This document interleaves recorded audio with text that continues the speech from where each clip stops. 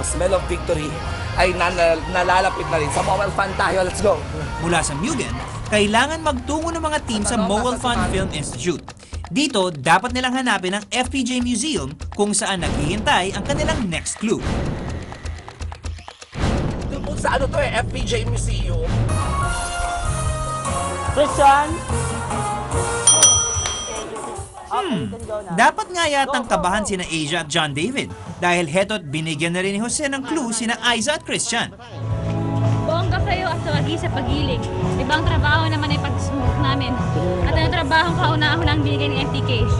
Dumiretso sa opisina ng Mobile Fund sa Rosario Drive. Hindi namin alam saan pa yun. Ibang trabaho naman ay pasusubok namin. Ito ang trabaho kauna-unang binigay ng MTK. So kauna-unang trabaho binigay ng MTK ay narinig ko kanina sabi ni Aubrey Manangkel na karampela siya yung unang-una. So parang feeling ko mag-i-interview tayo. Ay, jackpot ka sa akin, sister. Kahit sino kaya kong interviewin, kahit bang kaya i-interviewin ko. Sa awa ng Diyos, nahanap na rin ang maleta ni Asia. At sa kagustuhang makahabol, tila hindi titigil ang ating hot babe sa pagsasayaw. Heto't sa dance floor na siya mismo nag-change costume.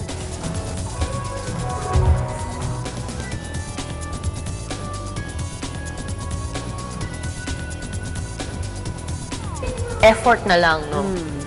Kumbaga, in-enjoy namin tapos binigay namin yung sasayaw kahit nalalaglag na yung pants ko. Oo, kahit na nabibihis na ako. Yung pantalon ko nandito na, oh.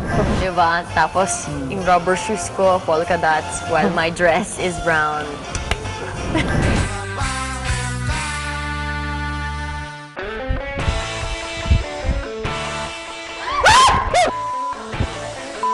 Tila dinaig pa ni Christian ang mga babae sa pagtili.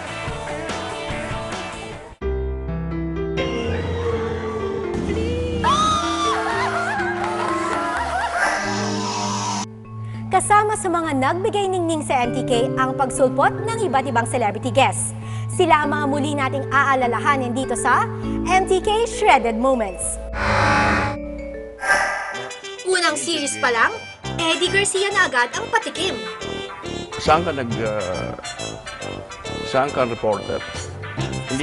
Hindi pa kita nakakita sa kwan. Sa buong tagal ko sa pelikula.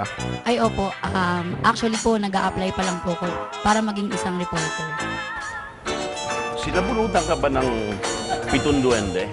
Bakit nakatayo yung mga buhok mo? Ano po? At kung pailalim lang ang pagpapatawa ni Manoy, ang ibang mga komedyante, hayagan na ang pangungulit sa ating mga aplikante. Ano ba ang tunay na pangalan ni Mr. Bean? Hindi ko nga alam eh. Ikaw di ba negro ka? Alam mo yun? Hindi ko rin alam eh. Kahit sino pa, mayaman, mahirap, matangkad, bata, matanda. Tama po ba, Miss Ebel? Parang may problema ka. Ay, akala ko prosthetic. Ano nangyari? Tinan mo, uka-uka.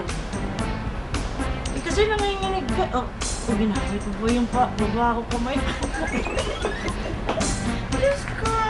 Pag ganito naman na mag-makeup sa akin, nalaglag pa yung brush. Tapos babalik ko sa uso ko. Reyna ng asim ang gagawin ko. Kaya mo maganda ako. Sino nga ba yung cartoon character na pink lang yung dito? Mujako, ikaw ba yan? Si Mujako. Okay, tama na! Tama na! Ano? Ikaw talaga! Wala. Pasensya na. Nalalakot mo. Huwag mo patulan, host yan. Akala ko ba may hindi ka kanina? Huwag mo sasaktan ang ganda-gandang babae, oh. Ikaw naman, Lola. Kamusta naman? Hindi ako Lola. Ay, naku, Hindi ako Ay, sister! Hahampasin ko na walis Sister, yan. Hi!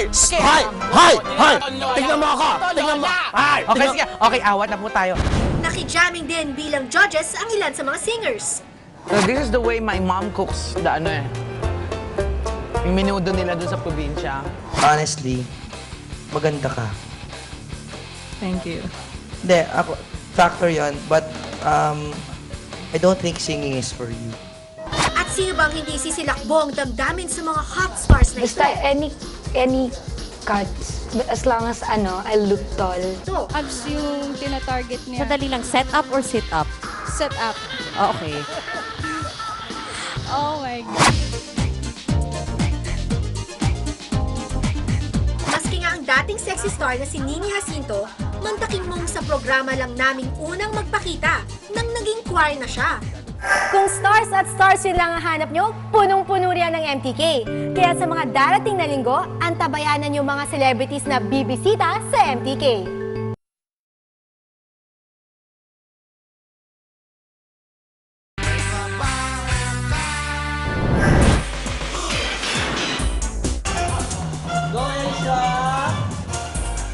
Habang lalong nagiging hot ang dance floor dahil kay Asia, eto't mukhang pinaliyab na rin ni na Sweet at Wendy ang kalsada dahil una silang nakarating sa Mobile Fun. Kaano-ano nino si Sino? Sino ang ano ni ano? Mag-entertainment correspondent for Ang kanilang next task ay susukat sa kanilang K sa pagiging isang entertainment correspondent. Gamit ang mga litrato sa loob ng Intriga Room, kinakailangan nilang isipan ng kaugnayan ang sinumang 10 litrato ng mga artista na makikita nila rito.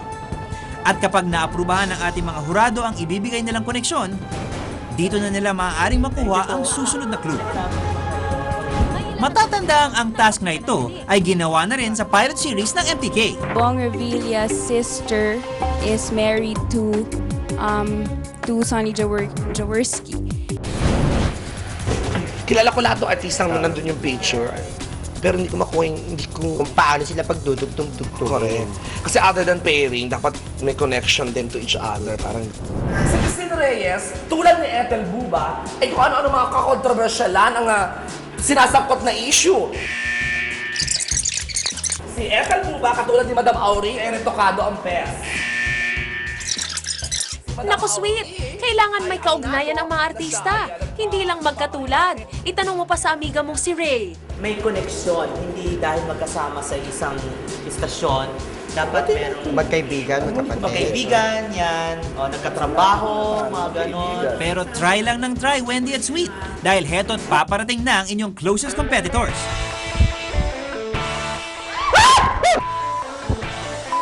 Tila dinaig pa ni Christian ang mga babae sa pagtili. So when we went there, nakita na namin yung Vanilla John. It's like, oh my God, ito na naman. Sila talaga yung threat sa amin. It's like, lagi naman sila nag-uunahan kami parehas lang. Kaano-ano ni Nino, si Andrea. Samantala sa Mugen Bar, halos magmakaawa na sina John David at Asia para lang makuha ang next clue. I think so. I mean, after all the troubles that we've been through, come on, give us a break. My God. Please. Okay. Yes! Thank you! I love you! Thank you po. I love you! Thank you! Sa Mobile Fun, sa FPJ Museum, kung saan nandun daw ang susunod na clue. Well, in a nutshell, ganun yung pagkakaintindi namin, ano?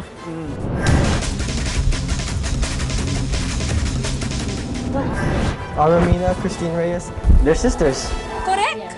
Na-stress ako sa concept na Yung mga isa akong pagdudugtong-dugtongin. correct, at saka isa akong showbiz-oriented talk show host. Napapanood niyo po ako mga kapuso sa S-Files every Sunday. At naturally chismosa. At bakla kami ni Wendy. So dapat ang bakla mahilig sa artista. Grabe, nahihirapan kami.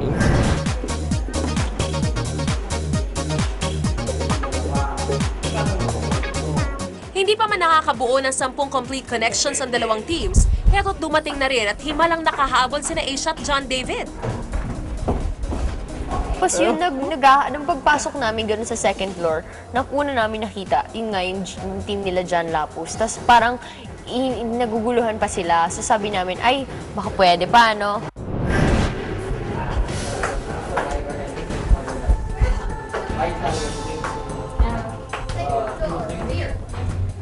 Yes, kami ang una. Although, yun, sa kalagitaan, nag-slide in, na-tense na ako, nag-panic na ako dahil nakita kong dumating na nga si Christian, dumating na rin si Asia eventually. Patas na naman ang labanan nang mag-abot-abot ang mga team sa intriga task na ito. Sino kaya ang unang makakapagdugtong-dugtong ng 10 celebrity connections? Hindi siya. Sino daw? Si Christine Reyes yan pang. Aba! Parang nakakita ng mundo itong si Aiza. Race to the finish na at malalaman na ang kauna-unahang MTK Ultimate winner sa ilang sandali.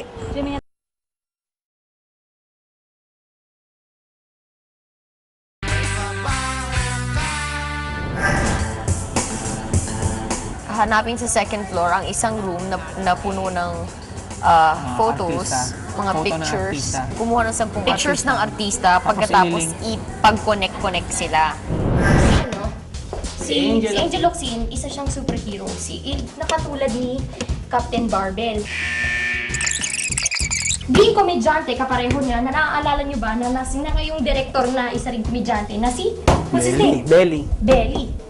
Anong koneksyon ni Kuya Germs kay... Komedyante. Parang komedyante. Hindi sila pwedeng magkatulad or something. Ay, Dapat okay. magkasama sila sa trabaho or na-link sila. Na-link sila. Or, nag-away. Basta meron silang connection. Hindi lang dahil magkasama sila. First try namin, maayos naman, except for, yun nga, yung kay Kuya Germs, tsaka yung kay Kay Pek. Ay, hindi kay Pek to. Kay John Per. Oo, kay Direk Jan.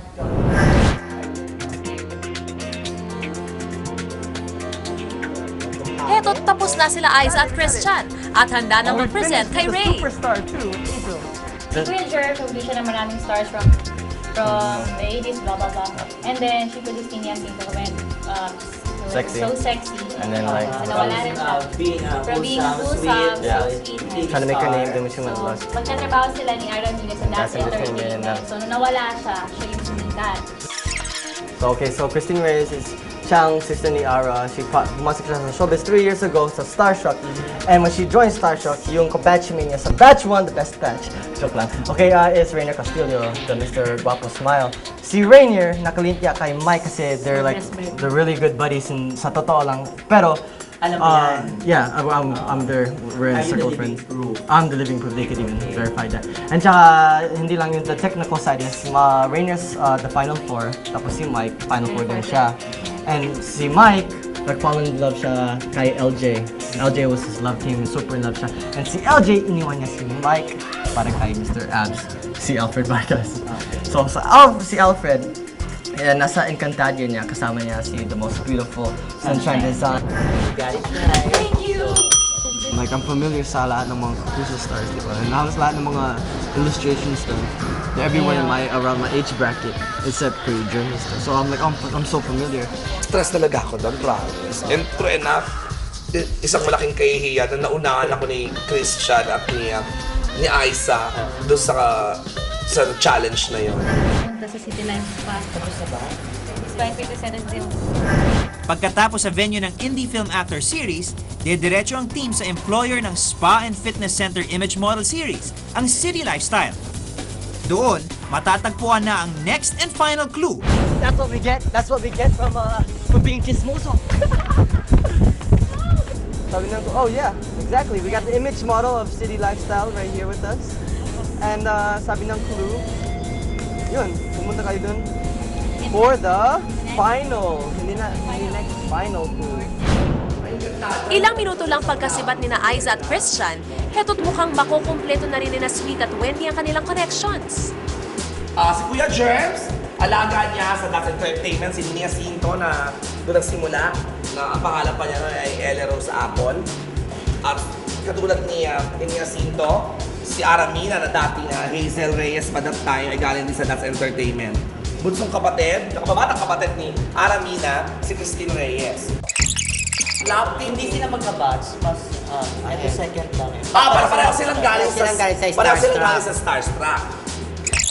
Punta sila sa karya ng mga Mulawi. Mulawi the movie. Kung saan ang bida nga ay si Richard Gutierrez, ang leading lady niya nga ay si Miss Angel Locsin sa Mulawi the movie. Produced by Jimmy. Correct! Finally. Bakit na masabi mo? Alam mo kung bakit ako medyo narito? Galing nga pala ako sa pamilya, pasensya ka. Hindi ko masyadong kilala yung mga... Na-disorient ka. Oo, na-disorient ako ng slime. Connect the Picture Challenge.